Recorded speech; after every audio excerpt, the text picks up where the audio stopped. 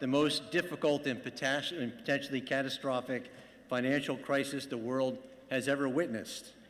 In subsequent months, he cuts through the Gordian knot of healthcare reform, and he dealt with the natural disasters both here and around the world. During his presidency, he has championed clean energy, taken a strong action against climate change. And for his entire career, he has been a tireless advocate of social justice and of access for all people to affordable education, quality health care, equal employment, and real hope for the future.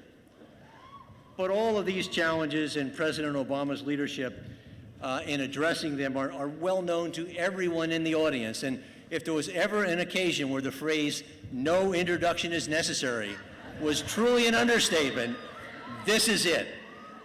So without further ado, it is great pride and a feeling of deep humility that I have the opportunity to present President Barack Obama, the 44th President of the United States, with his honorary degree.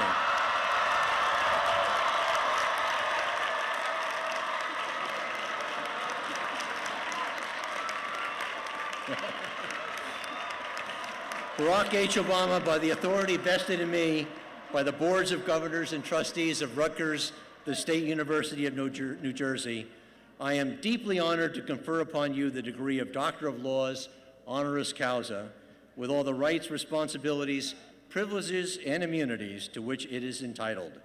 In token of this, I present you with this diploma and direct that you be vested in the hood emblematic of the degree.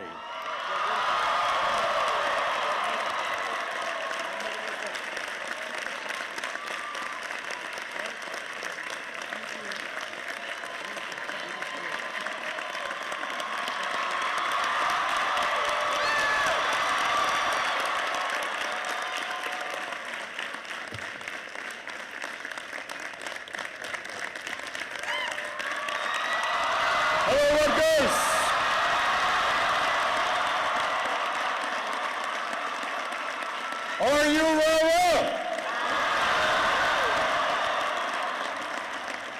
Thank you so much. Thank you, everybody. Please have a seat. Thank you, President Barchi, for that introduction. Let me congratulate my extraordinarily worthy fellow honorary Scarlet Knights, Dr. Burnell and Bill Moyers. Matthew, good job. If you are interested, we can talk after this.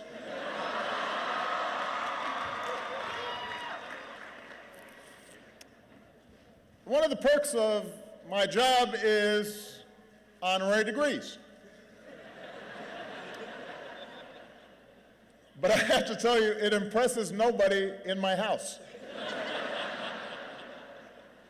Now Malia and Sasha just say, "Okay, Dr. Dad, we'll see you later. Can we have some money?"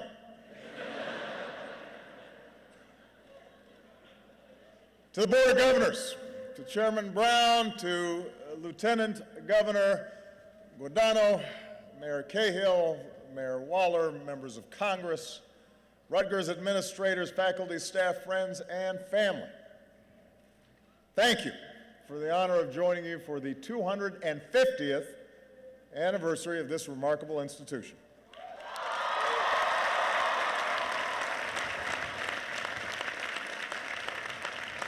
But most of all, congratulations to the class of 2016.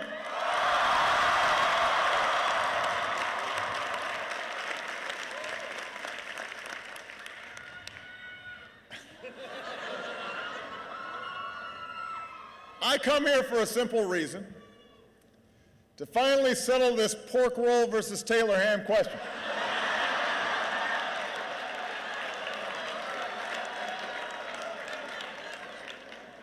I'm just kidding.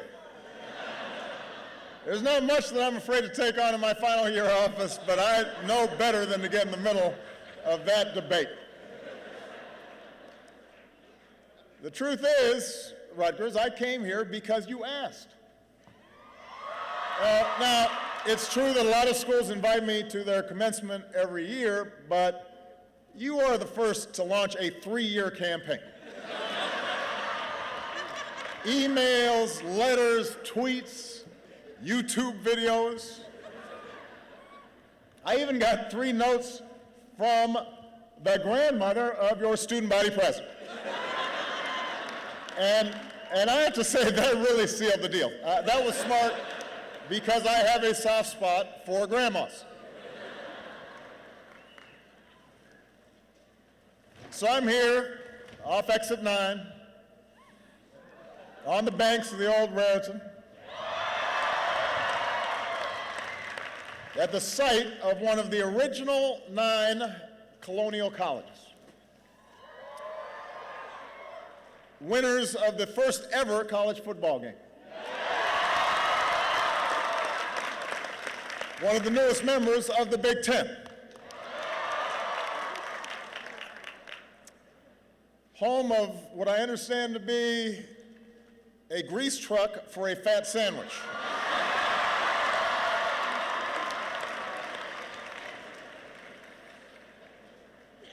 Mozzarella sticks and chicken fingers on your cheesesteaks. I'm sure Michelle would approve.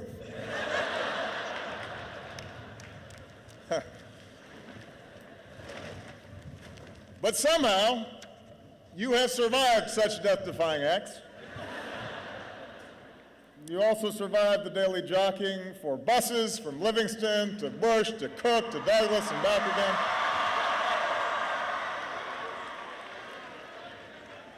I suspect that a few of you are trying to survive this afternoon after a late night at Old Queen's. You know who you are.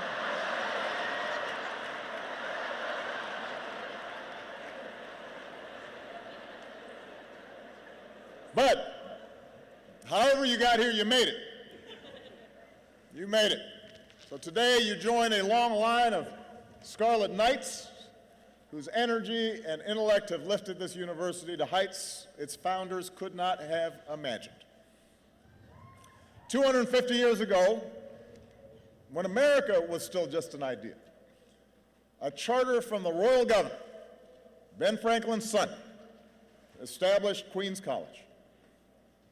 A few years later, a handful of students gathered in a converted tavern for the first class. And from that first class in a pub, Rutgers has evolved into one of the finest research institutions in America.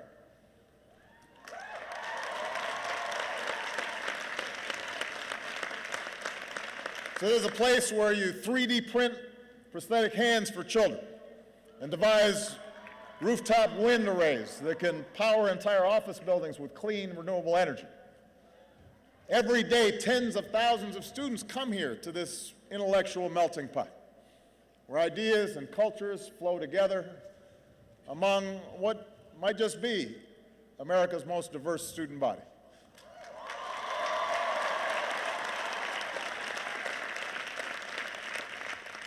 Here in New Brunswick, you can debate philosophy with a classmate from South Asia in one class, and then strike up a conversation on the double E bus with a first-generation Latina student from Jersey City before sitting down for your site group project with a veteran who's going to school on the post-9/11 GI Bill. America converges here. And in so many ways, the history of Rutgers mirrors the evolution of America, the course by which we became bigger, stronger, and richer, and more dynamic, and a more inclusive nation. But America's progress has never been smooth or steady. Progress doesn't travel in a straight line. It zigs and zags, in fits and starts. Progress in America has been hard and contentious and sometimes bloody. It remains uneven. And at times, for every 2 steps forward, it feels like we take 1 step back. Now, for some of you, this may sound like your college career. It sounds like mine anyway. which makes sense because measured against the whole of human history, America remains a very young nation, younger even than this university. But progress is bumpy. It always has been. But because of dreamers and innovators and strivers and activists, progress has been this nation's hallmark. I'm fond of quoting Dr. Martin Luther King Jr., who said, "The arc of the moral universe is long, but it bends towards justice." It bends towards justice. I believe that. But I also believe that the arc of our nation, the arc of the world, does not bend towards justice or freedom or equality or prosperity on its own. It depends on us, on the choices we make, particularly at certain inflection points in history, particularly when big changes are happening and everything seems up for grabs. In class of 2016, you are graduating at such an inflection point.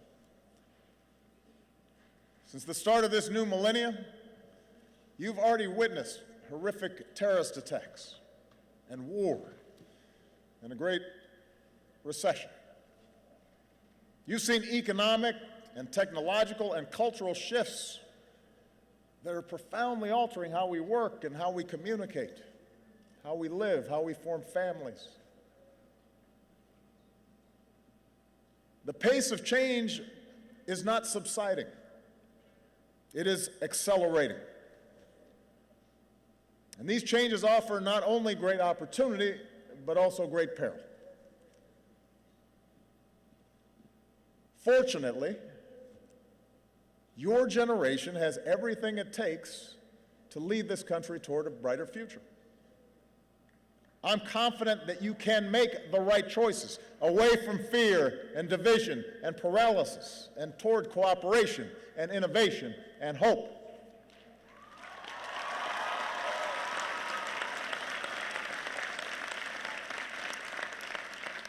Now, partly I'm confident because on average you're smarter and better educated than my generation, although we probably had better penmanship.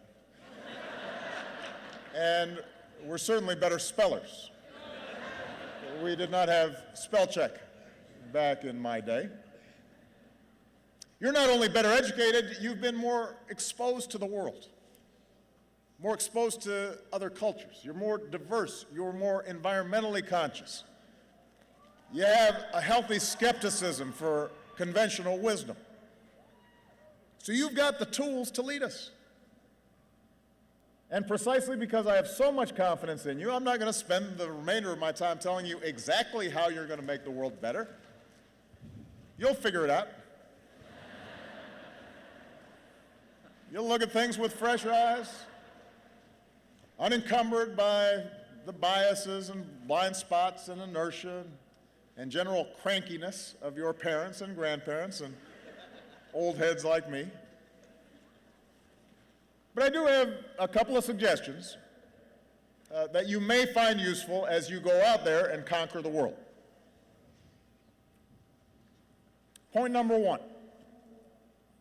When you hear someone longing for the good old days, take it with a grain of salt. Take it with a grain of salt. We live in a great nation, and we are rightly proud of our history. We are beneficiaries of the labor and the grit and the courage of generations who came before. But I guess it's part of human nature, especially in times of change and uncertainty, to want to look backwards and long for some imaginary past when everything worked and the economy hummed and all politicians were wise and every child was well-mannered and America pretty much did whatever it wanted around the world. Guess what? It ain't so. The good old days weren't all that good. Yes, there have been some stretches in our history where the economy grew much faster, or when government ran more smoothly. There were moments when, immediately after World War II, for example, or at the end of the Cold War, when the world bent more easily to our will. But those are sporadic, those moments, those episodes. In fact, by almost every measure, America is better, and the world is better than it was 50 years ago, or 30 years ago, or even 8 years ago.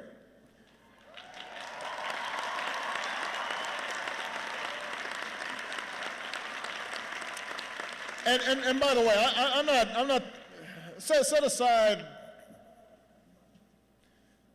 150 years ago, pre-Civil War. There's a whole bunch of stuff there we could talk about. Set aside life in the 50s, when women and people of color were systematically excluded from big chunks of American life. Since I graduated in 1983, which isn't that long ago, I'm just saying. Since I graduated, crime rates, teenage pregnancy, the share of Americans living in poverty, they're all down. The share of Americans with college educations have gone way up. Our life expectancy has as well. Blacks and Latinos have risen up the ranks in business and politics. More women are in the workforce. They're earning more money. Although it's long past time that we pass laws to make sure that women are getting the same pay for the same work as men.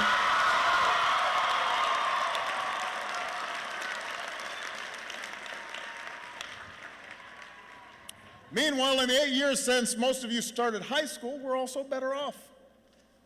You and your fellow graduates are entering the job market with better prospects than any time since 2007.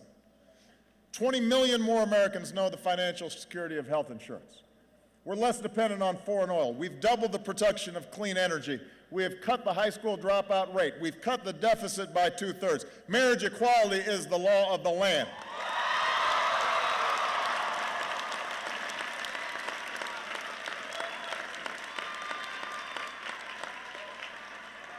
And just as America's better, the world is better than when I graduated. Since I graduated, an iron curtain fell. Apartheid ended. There's more democracy. We virtually eliminated certain diseases like polio. We've cut extreme poverty drastically. We've cut infant mortality by an enormous amount. Now, I say all these things not to make you complacent. We got a bunch of big problems to solve. But I say it to point out that change has been a constant in our history, and the reason America's better is because we didn't look backwards.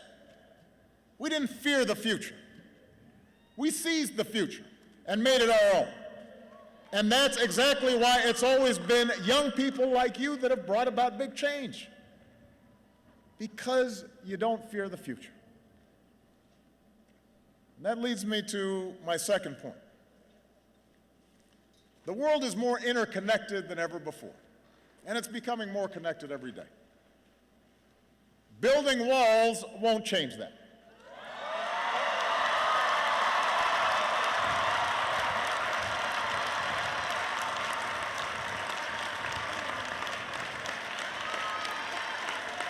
Look, as president, my first responsibility is always the security and prosperity of the United States. And as citizens, we all rightly put our country first. But if the past 2 decades have taught us anything, it's that the biggest challenges we face cannot be solved in isolation. When overseas states start falling apart, they become breeding grounds for terrorists and ideologies of nihilism and despair that ultimately can reach our shores. When developing countries don't have functioning health systems, epidemics like Zika or Ebola can spread and threaten Americans too, and a wall won't stop that.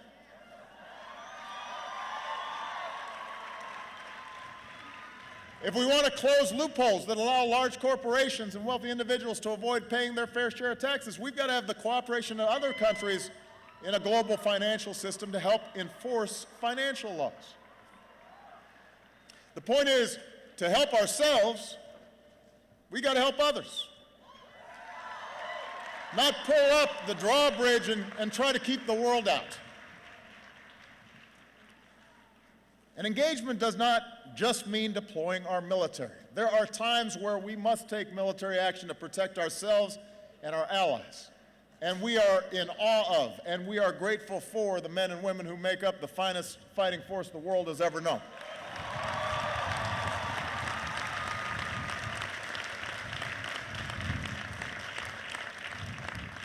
But I worry if we think that the entire burden of our engagement with the world is up to the 1% who serve in our military. And the rest of us can just sit back and do nothing. They can't shoulder the entire burden. Engagement means using all the levers of our national power and rallying the world to take on our shared challenges. You look at something like trade, for example. We live in an age of global supply chains and cargo ships that crisscross oceans and online commerce that can render borders obsolete. And a lot of folks have legitimate concerns with the way globalization has progressed. That's one of the changes that's been taking place.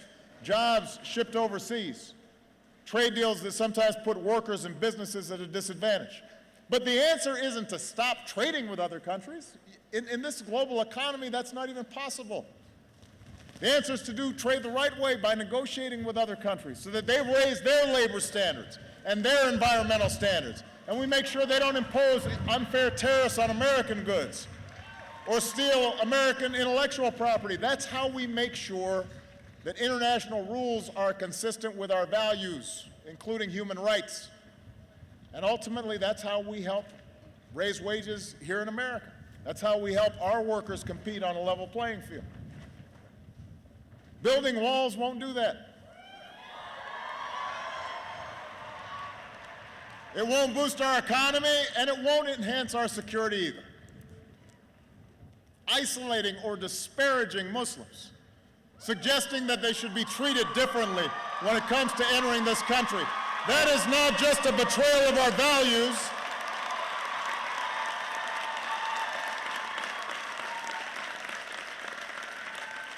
That's not just a betrayal of who we are.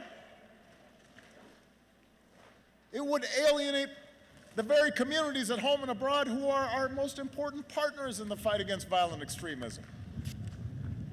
Suggesting that we can build an endless wall along our borders and blame our challenges on immigrants. That doesn't just run counter to our history as the world's melting pot. It contradicts the evidence that our growth and our innovation and our dynamism has always been spurred by our ability to attract strivers from every corner of the globe. That's how we became America. Why would we want to stop it now?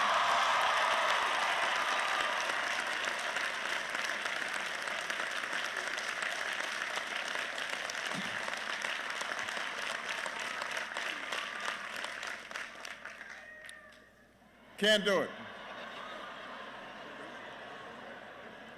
Which brings me to my third point. Facts, evidence, reason, logic, an understanding of science, these are good things. These are qualities you want in people making policy. These are qualities you want to continue to cultivate in yourselves as citizens.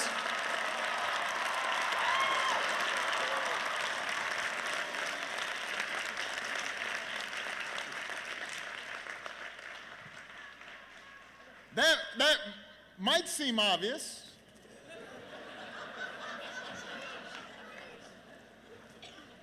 You know, that's why we honor Bill Moyers or Dr. Brunel. We traditionally have valued those things, but if you were listening to today's political debate, you might wonder where this strain of anti-intellectualism came from. So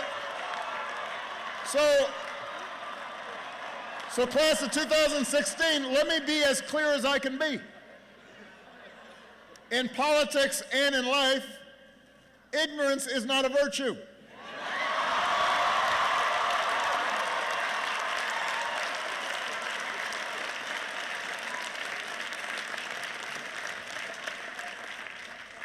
It's not cool to not know what you're talking about. That's not keeping it real or telling it like it is. That's not challenging political correctness. That's just not knowing what you're talking about. And yet we've become confused about this. Look, our nation's founders, Franklin, Madison, Hamilton, Jefferson, they were born of the Enlightenment. They sought to escape superstition and sectarianism and tribalism and know-nothingness. They believed in rational thought and experimentation and the capacity of informed citizens to master our own fates. That is embedded in our constitutional design. That spirit informed our inventors and our explorers, the Edisons and the Wright brothers, and the George Washington Carvers and the Grace Hoppers, and the Norman Borlaugs and the Steve Jobs. That's what built this country. And today, in every phone in one of your pockets, we have access to more information than at any time in human history at a touch of a button. But ironically, the flood of information hasn't made us more discerning of the truth. In some ways, it's just made us more confident in our ignorance. We assume whatever's on the web must be true. We search for sites that just reinforce our own predispositions. Opinions masquerade as facts. The wildest conspiracy theories are taken for gospel. Now understand, I am sure you've learned during your years of college, and if not, you will learn soon, that there are a whole lot of folks who are book smart and have no common sense. That's the truth. You'll meet them if you haven't already.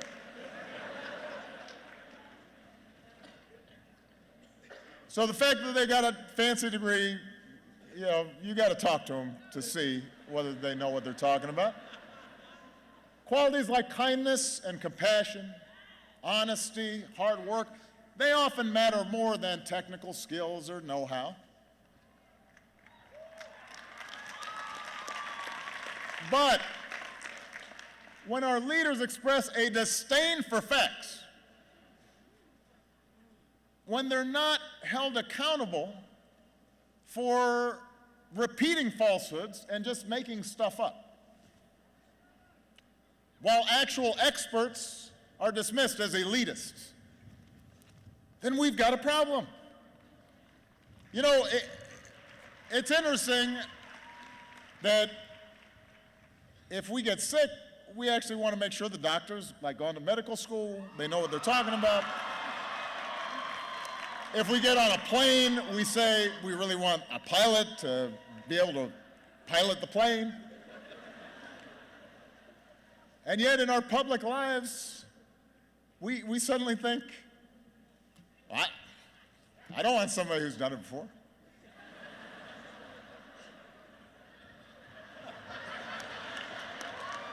Look, the rejection of facts, the rejection of reason and science, that is the path to decline.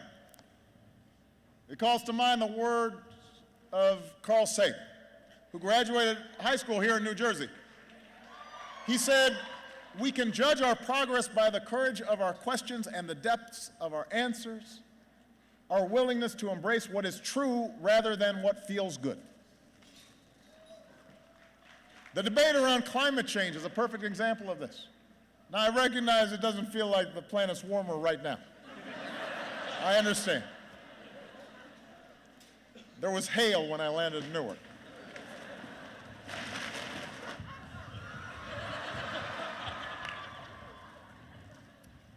Think about the climate change issue. Every day, there are officials in high office with responsibilities who mock the overwhelming consensus of the world's scientists that human activities and the release of carbon dioxide and methane and other substances are altering our climate in profound and dangerous ways. A while back, you may have seen a United States senator trotted out a snowball during a floor speech in the middle of winter as proof that the world was not warming. I mean, listen, climate change is not something subject to political spin. There is evidence. There are facts. We can see it happening right now. If we don't act, if we don't follow through on the progress we made in Paris, the progress we've been making here at home, your generation will feel the brunt of this catastrophe. So it's up to you to insist upon and shape an informed debate. Imagine if Benjamin Franklin had seen that senator with the snowball, what he would think. Imagine if your fifth grade science teacher had seen that.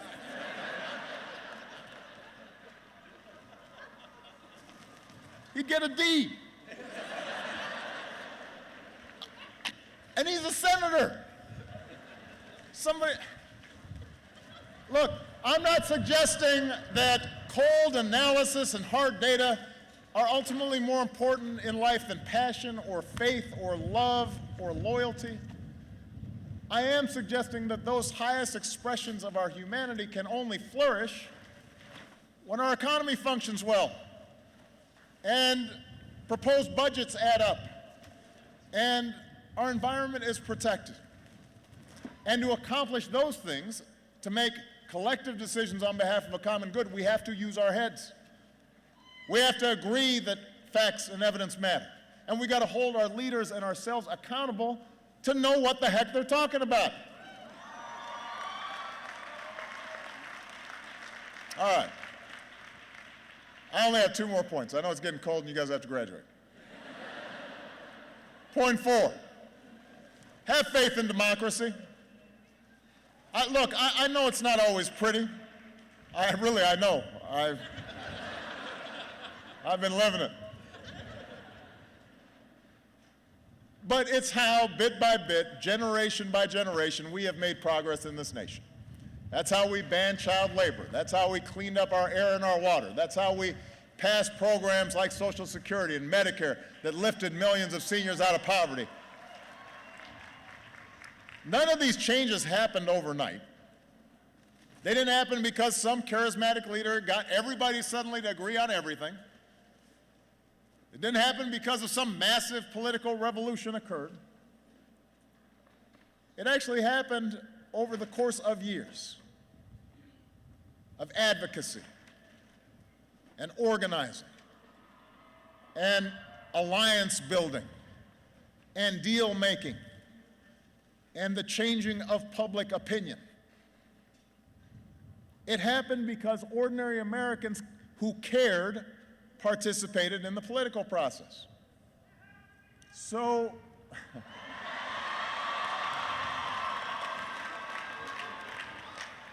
well, that's nice. I mean, I helped, but look, if you want to change this country for the better, you better start participating. I'll give you an example on a lot of people's minds right now, and that's the growing inequality in our economy. Over much of the last century, we've unleashed the strongest economic engine the world has ever seen, but over the past few decades, our economy's become more and more unequal. The top 10% of earners now take in half of all income in the U.S. In the past, it used to be a top CEO made 20 or 30 times the income of the average worker. Today, it's 300 times more. Wages aren't rising fast enough for millions of hard-working families. Now, if we want to reverse those trends, there are a bunch of policies that would make a real difference. We could raise the minimum wage. We could modernize our infrastructure. We could invest in early childhood education. We could make college more affordable. We could close tax loopholes on hedge fund managers and take that money and give tax breaks to help families with child care or retirement. And if we did these things, then we'd help to restore the sense that hard work is rewarded, and we could build an economy that truly works for everybody. Now, the reason some of these things have not happened, even though the majority of people approve them, is really simple. It's not because I wasn't proposing them. It wasn't because the facts and the evidence showed they wouldn't work. It was because a huge chunk of Americans, especially young people, do not vote. In 2014, voter turnout was the lowest since World War II. Fewer than 1 in 5 young people showed up to vote. 2014. And the 4 who stayed home determined the course of this country just as much as the single one who voted, because apathy has consequences. It determines who our Congress is. It determines what policies they prioritize. It even, for example, determines whether a really highly qualified Supreme Court nominee receives the courtesy of a hearing and a vote in the United States Senate. And yes, big money in politics is a huge problem. We've got to reduce its influence. Yes, special interests and lobbyists have disproportionate access to the corridors of power. But contrary to what we hear sometimes from both the left as well as the right, the system isn't as rigged as you think, and it certainly is not as hopeless as you think. Politicians care about being elected, and they especially care about being re-elected. And if you vote and you elect a majority that represents your views, you will get what you want. And if you opt out or stop paying attention, you won't. It's that simple. It's not that complicated. Now, one of the reasons that people don't vote is because they don't see the changes they were looking for right away. Well, guess what? None of the great strides in our history happened right away. It took Thurgood Marshall and the NAACP decades to win Brown versus Board education, and then another decade after that to secure the Civil Rights Act and the Voting Rights Act. And it took more time after that for it to start working. It took a proud daughter in New Jersey, Alice Paul, years of organizing marches and hunger strikes and protests and drafting hundreds of pieces of legislation and writing letters and giving speeches and working with congressional leaders before she and other suffragists finally helped win women the right to vote. Each stage along the way required compromise. Sometimes you took half a loaf. You forged allies. Sometimes you lost on an issue and then you came back to fight another day. That's how democracy works. So you've got to be committed to participating, not just if you get immediate gratification, but you got to be a citizen full-time all the time. And if participation means voting, and it means compromise and organizing and advocacy, it also means listening to those who don't agree with you. I know a couple of years ago, some folks on this campus got upset that Condoleezza Rice was supposed to speak at a commencement. Now, I don't think it's a secret that I disagree with many of the foreign policies of Dr. Rice and the previous administration. But the notion that this community or the country would be better served by not hearing from a former Secretary of State or shutting out what she had to say, I believe that's misguided. I don't think that's how democracy works best, when we're not even willing to listen to each other.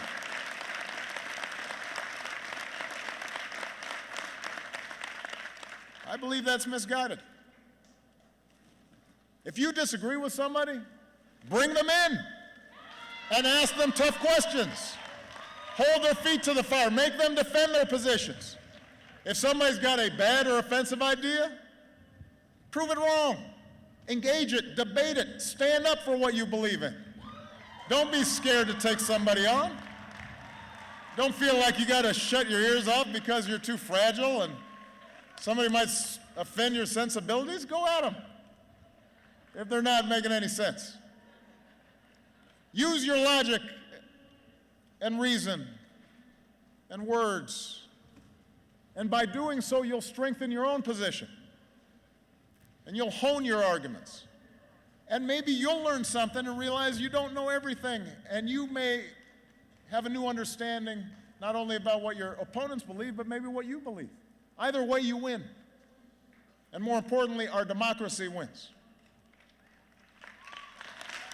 So, anyway, I know, all right. That's it, class of 2016. A few suggestions on how you can change the world. Except maybe I've got one last suggestion, and just one. And that is, gear yourself for the long haul. Whatever path you choose, business, nonprofits, government, education, healthcare, the arts,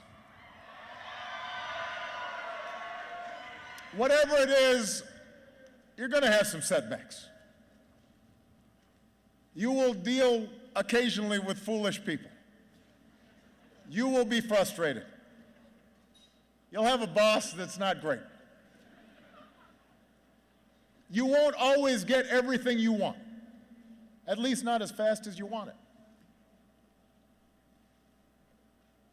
So you have to stick with it.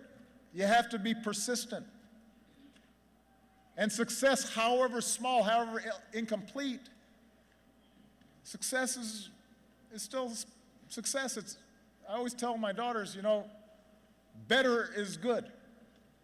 It may not be perfect, it may not be great, but it's good. That's how progress happens in societies and in our own lives. So don't lose hope if sometimes you hit a roadblock. Don't lose hope in the face of naysayers. And certainly don't let resistance make you cynical. Cynicism is so easy, and cynics don't accomplish much. As a friend of mine who happens to be from New Jersey, a guy named Bruce Springsteen once sang, they spend their lives waiting for a moment that just don't come. Don't let that be you. Don't waste your time waiting. And if you doubt you can make a difference, look at the impact some of your fellow graduates are already making. Look at what Matthew's doing.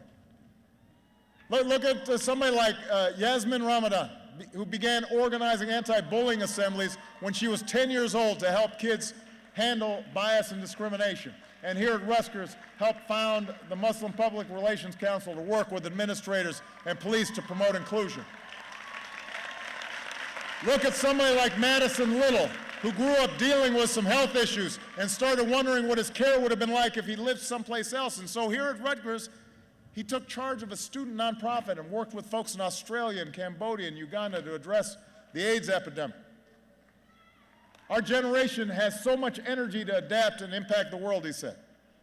My peers give me a lot of hope that we'll overcome the obstacles we face in society. That's you. Is it any wonder that I am optimistic? Throughout our history, a new generation of Americans has reached up and bent the arc of history in the direction of more freedom and more opportunity and more justice. And class of 2016, it is your turn now to shape our nation's destiny as well as your own. So get to work. Make sure the next 250 years are better than the last. Good luck. God bless you. God bless this country we love. Thank you.